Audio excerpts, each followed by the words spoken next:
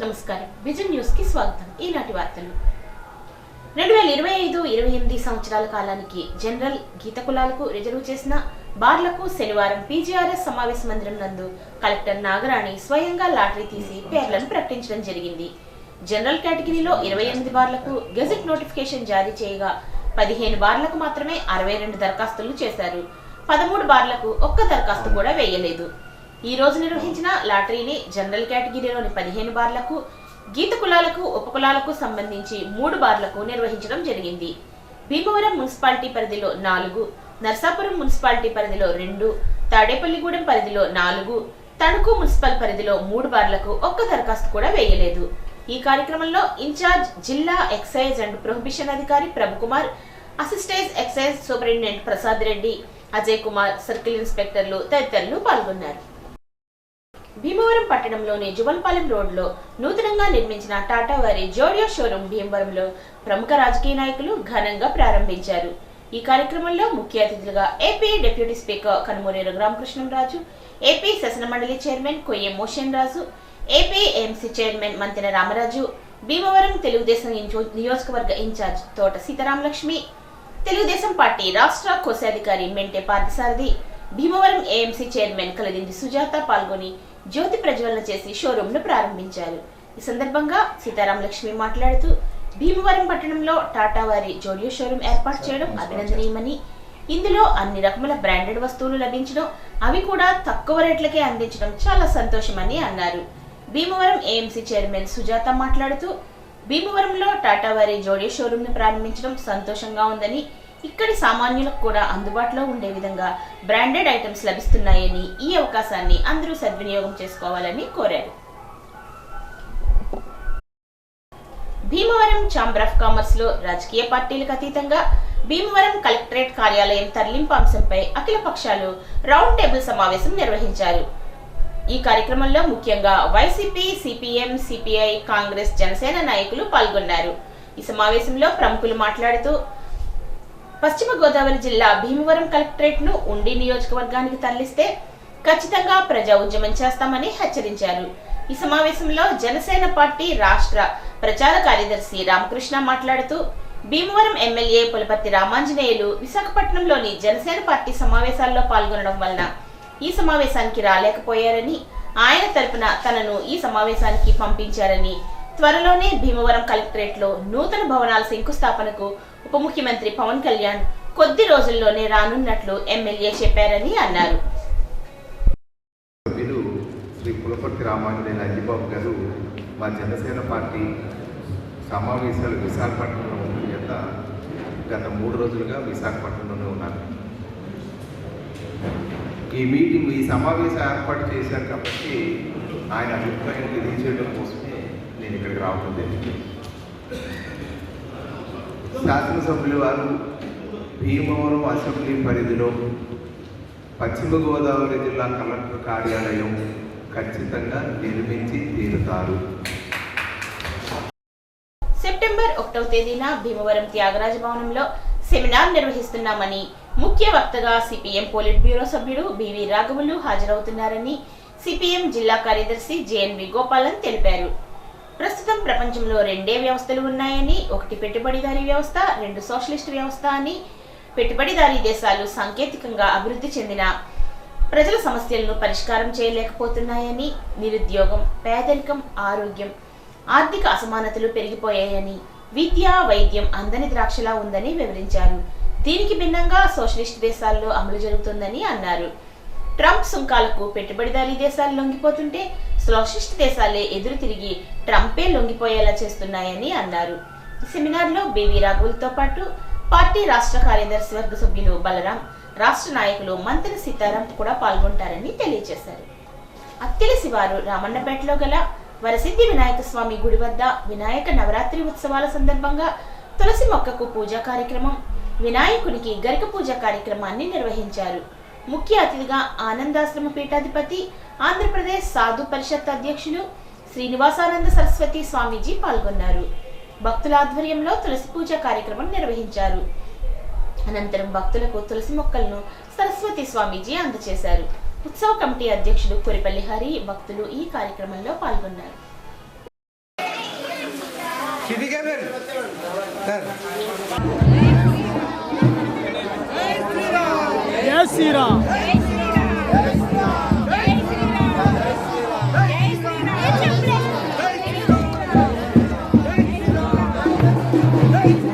నర్మదా సింధు కావేరీ జగద్గంధుర ఆయాంతు దుర్దక్షద్వారకాః పూజా ద్రవ్యాన్ని సంప్రోక్ష్య మీ చుట్టూ పరిసర ప్రాంతాల మీద చల్లండి ముందరగా. తర్వాత మీరు తెచ్చుకున్న పూజా ద్రవ్యాల మీద చల్లండి. తర్వాత మీ శిరస్సు మీద చల్లుకోండి. అలాగే తులసి మొక్కల మీద కూడా చల్లండి. పూజా ద్రవ్యాన్ని అత్తిలి మండలం ఉరదాళ్లపాలెం గ్రామ పంచాయతీ ఇన్ఛార్జ్ సర్పంచ్ గా ఉప సర్పంచ్ కాసుల వెంకట సత్యనారాయణ పదవి బాధ్యతలు స్వీకరించారు. గ్రామ సర్పంచ్ సింగంశెట్టి శ్రీనివాస్ పంచాయతీ సమావేశాలకు హాజరు కాకపోవడంతో పంచాయతీ సభ్యుల ఫిర్యాదు మేరకు జిల్లా అధికారులు వెంకట సత్యనారాయణను ఇన్ఛార్జ్ గా నియమిస్తూ ఉత్తర్వులు జారీ చేశారు. ఈ కార్యక్రమంలో ఏఎంసీ మాజీ చైర్మన్ దాసం బాబ్జీ, డికేవల్లి సొసైటీ అధ్యక్షుడు దాసం తాతాజీ, తణుకు డీసీ ఉపాధ్యక్షుడు కోసంపూడి శ్రీనివాస్, అత్తిలి ఎంపీపీ మక్కా సూర్యారావు, నీటి పంపిణీ కమిటీ చైర్మన్ నల్లూరి సురేష్, జనసేన నాయకుడు సింగంశెట్టి రవి, పంచాయతీ సభ్యులు పాల్గొన్నారు.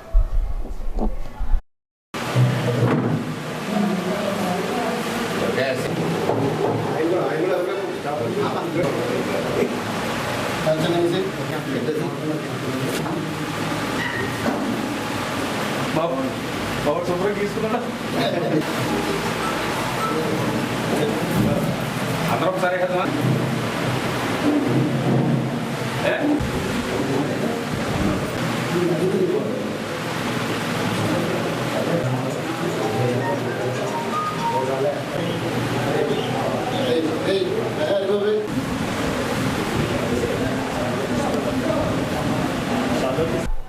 గణపతి నవరాత్రి మహోత్సవాల ముగింపు సందర్భంగా అత్తిలి గోగులమ్మపేటలో నెలకొల్పిన గణపతి ప్రతిమను శనివారం నిమజ్జనోత్సవంలో నిర్వహించారు. పుష్పాలంకరణ చేసినటువంటి వాహనంపై గణపతి ప్రతిమను ఉంచి మేళతాళాలతో ఊరేగింపోత్సవం జరిపారు. అనంతరం అత్తిలి కాలువలో గణపతి ప్రతిమను నిమజ్జనం చేశారు.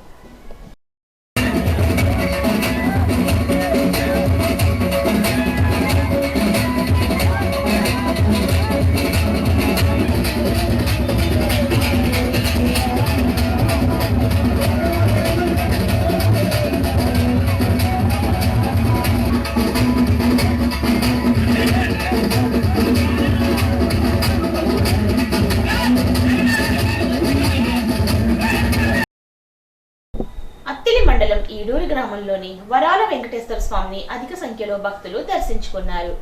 ఆలయ అర్చకుడు వాడపల్లి శేఖరాచార్యుల ఆధ్వర్యంలో సుప్రభాత సేవ, తోమాల సేవ, విశేష అర్చనలు జరిగాయి. భక్తులకు దేవాలయ కమిటీ సహకారంతో అన్నదానం జరిపారు. అత్తిలి రైల్వే స్టేషన్ రోడ్లో గల బాలాజీ వెంకటేశ్వర స్వామి వారిని కూడా పెద్ద సంఖ్యలో భక్తులు దర్శించుకున్నారు.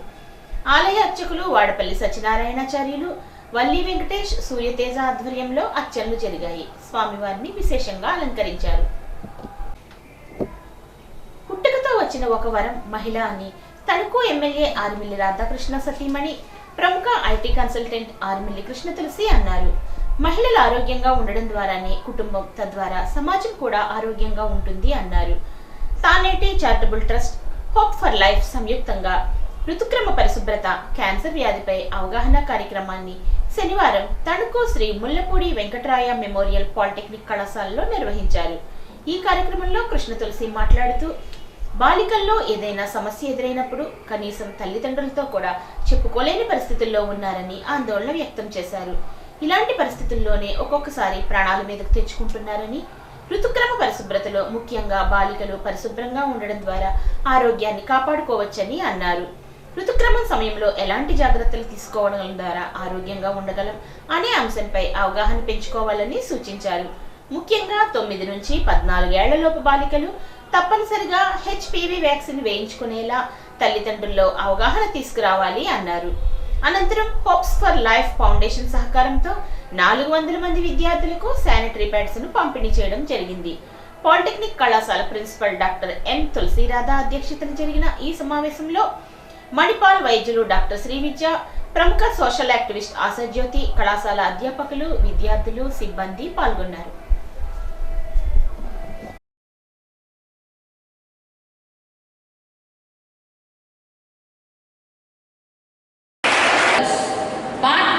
have maintained this health hygiene. As it goes, how to maintain. ఇది మీరు తెలుసుకోవడం మీ మంత్ కొన్ని ప్రాబ్లమ్స్ వస్తుంటాయి దాని గురించి ఓకే. ఉమెన్ అంటేనే మనకి బర్త్తో వచ్చిన ఒక గిఫ్ట్ అది. ఓకే, ఎందుకంటే మనము ఒక మనిషికి జన్మనిస్తాము ఈ ప్రక్రియ ద్వారా. సో మీరందరూ కూడా సిగ్గును విడిచి సిగ్గుపడకూడదు. పీరియడ్స్ అని చెప్పడానికి కూడా సిగ్గుపడకూడదు. అట్లాగే మీకు ఎటువంటి సమస్య ఉన్నా సిగ్గుపడకూడదు. మీకు ఏమైనా ఆరోగ్య సమస్యలు తలెత్తినా కానీ ఈ రోజుల్లో ఏం చేస్తున్నారంటే ఏదైనా సమస్య వచ్చింది, ఒక ఇన్ఫెక్షన్ వచ్చింది అంటే తల్లిదండ్రులతో కూడా షేర్ చేసుకోవడానికి పిల్లలు చాలా సిగ్గుపడుతూ దాన్ని ప్రాణాల మీద తీసుకొచ్చుకుంటున్నారు. మరి దాన్ని మనం జయించాలి అంటే first thing, as a women should never feel shy to tell that we have periods. ఎంత హైజీనిక్గా ఉంటే అంతగా మన ఆరోగ్యాన్ని మనం కాపాడుకోగలుగుతాం. మరి మీరందరూ కూడా పీరియడ్స్ టైంలో ప్రత్యేకంగా మీరందరూ కూడా ఒక హైజీన్ ఎట్లా పాటించాలి ఏంటి అనేది మీరు ఇంటర్నెట్ అనేది ఈరోజు మనందరం కూడా రీల్స్కి, సోషల్ మీడియాలో వేరే రీల్స్కి వీటికి మనం ఎక్కువగా యూజ్ చేస్తున్నాం. కానీ అట్లీస్ట్ అట్లీస్ట్ ఒక 10 minutes మీ ఆరోగ్యం మీద శ్రద్ధ పెట్టండి.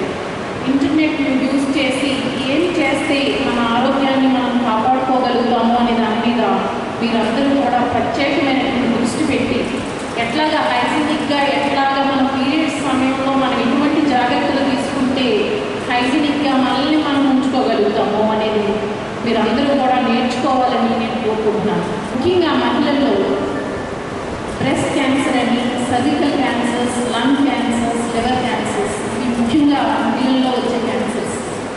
మరి వీటిని ఎలా గుర్తించాలి అంటే ప్రతి మన 14 సంవత్సరాలు 13 సంవత్సరాల నుంచి బిగిన్ చేసి మీరు అందరూ కూడా మన బ్రెస్ట్ని మనం ఎవ్రీ మంత్ చెక్ చేసుకోవాలి. ఏమైనా గడ్డలు ఉన్నాయా, ఎప్పుడైనా రిమ్స్లా ఫామ్ అయిందా అనేది చెక్ చేసుకుని మీకు ఎటువంటి డౌట్ వచ్చినా ఇమీడియట్గా డాక్టర్ని అయితే కన్సల్ట్ చేయండి. Time to time breast screening అనేది లేకపోతే క్యాన్సర్ స్క్రీనింగ్స్ కూడా మనం చేయించుకోవాల్సినటువంటి అవసరం ఉంది. టైంలో కానీ లేకపోతే వివిధ కారణాల వల్ల మనకి ఏమైనా ఇన్ఫెక్షన్స్ వచ్చి ఆ ఇన్ఫెక్షన్స్ క్యాన్సర్ రూపంలో పెట్టే అవకాశాలు ఉంటాయి.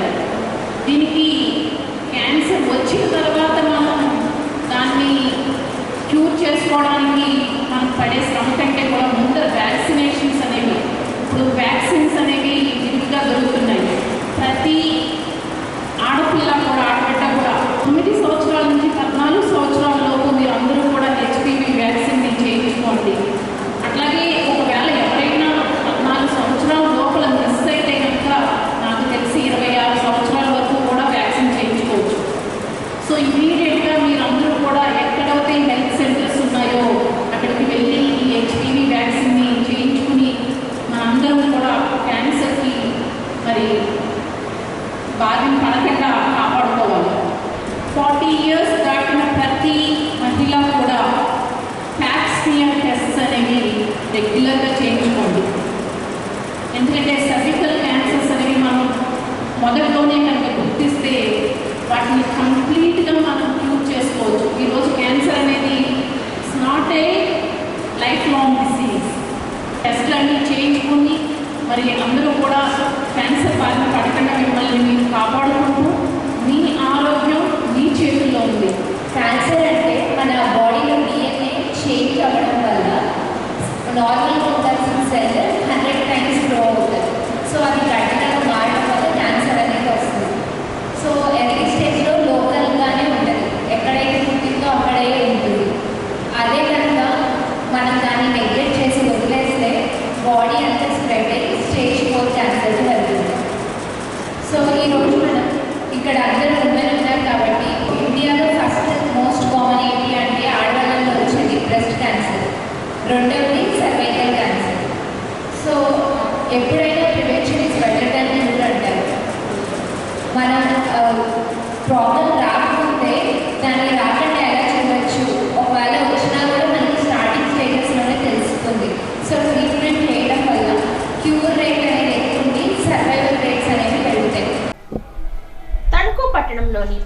20వ వార్డు సచివాలయ సిబ్బంది తెలుగుదేశం, బీజేపీ మరియు జనసేన నాయకుల ఆధ్వర్యంలో కొత్తగా మంజూరైన 1007 డిజిటల్ రేషన్ కార్డులు, 21 కొత్త రేషన్ కార్డులను పంచిపెట్టడం జరిగింది. 20వ వార్డులో 566, 10వ వార్డులో 441.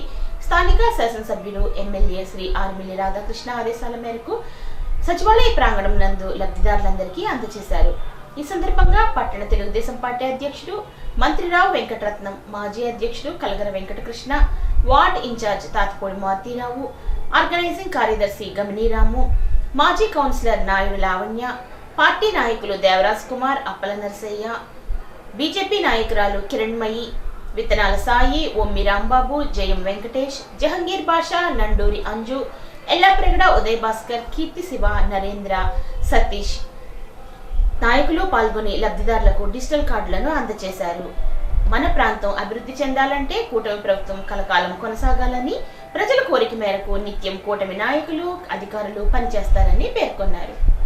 మనకి ఇదివరకు రేషన్ కార్డు ఎలా ఉండేది? ముందు పుస్తకం ఉండేది, దాని బైండింగ్లు చేయించుకున్నాం, card laminated card.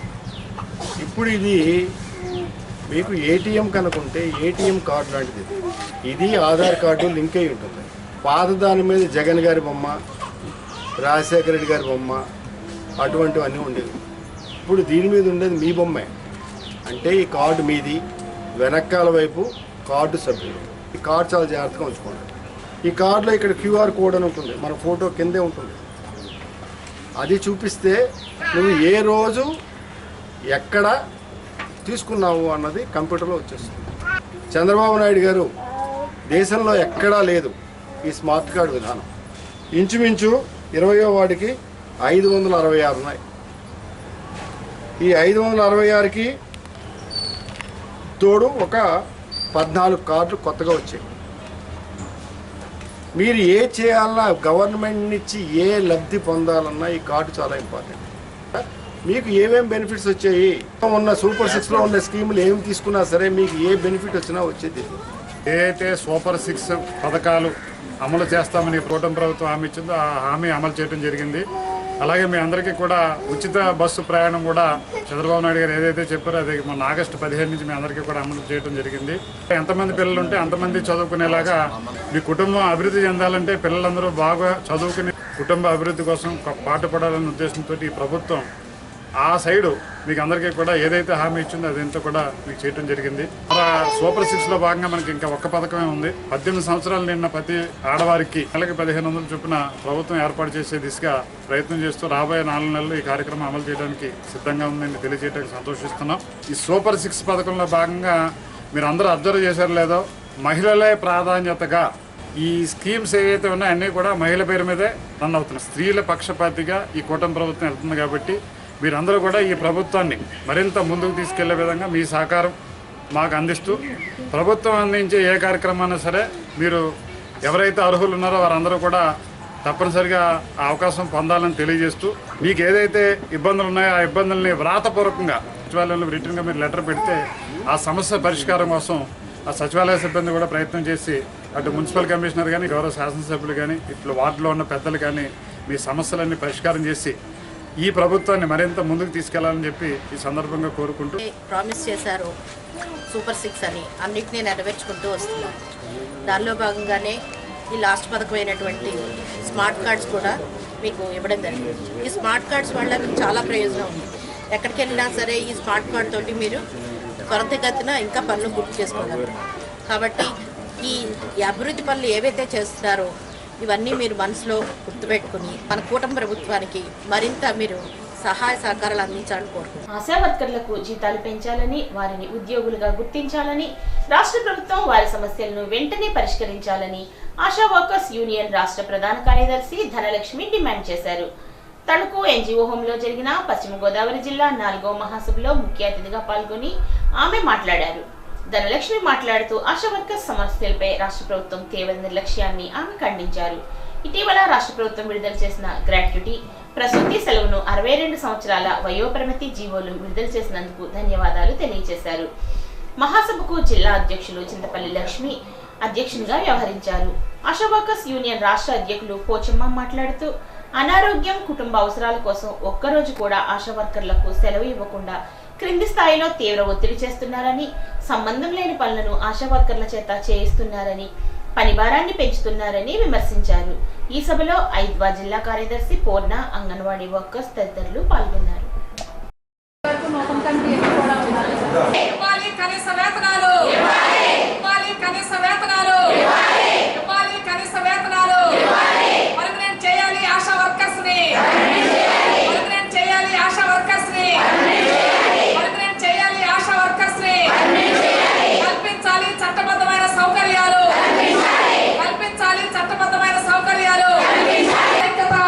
NHM scheme ఏర్పడి 20 ఏళ్ళు అవుతా ఉంది. ఆశా వర్కర్లకి ఈ రోజుకి ప్రభుత్వం కేవలం 10,000 రూపాయలు మాత్రమే చెల్లిస్తూ ఉంది.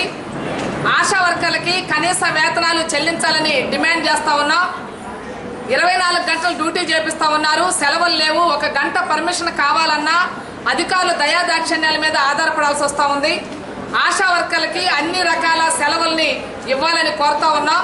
ఇది కేంద్ర ప్రభుత్వం స్కీము. 20 ఏళ్లకి 3,500 రూపాయలు మాత్రమే కేంద్ర ప్రభుత్వం చెల్లిస్తూ ఉంది. పెరుగుతున్నటువంటి ధరలు, ఆశా వర్కర్లు చేస్తున్నటువంటి పని పోల్చుకుంటే ఆశా వర్కర్లకి అతి తక్కువ వేతనాలు చెల్లిస్తున్న పరిస్థితి. రాబోయే కాలంలో ఆశా వర్కర్లకి కనీస వేతనాల చెల్లింపు, చట్టబద్ధమైన సౌకర్యాల కోసం రాష్ట్ర వ్యాప్తంగా ఆశా వర్కర్లు ఉద్యమించబోతా ఉన్నారు. ఈరోజు పశ్చిమ గోదావరి జిల్లా 4వ మహాసభ జరుగుతూ ఉంది. ఈ మహాసభలో రాబోయే కాలంలో ఆశా వర్కర్లు ఉద్యమాలకు సంబంధించి వాళ్ళ హక్కులు కాపాడుకోవడం కోసం ఏం చేయాలనేటటువంటి నిర్ణయాలు చేయబోతా ఉన్నాం.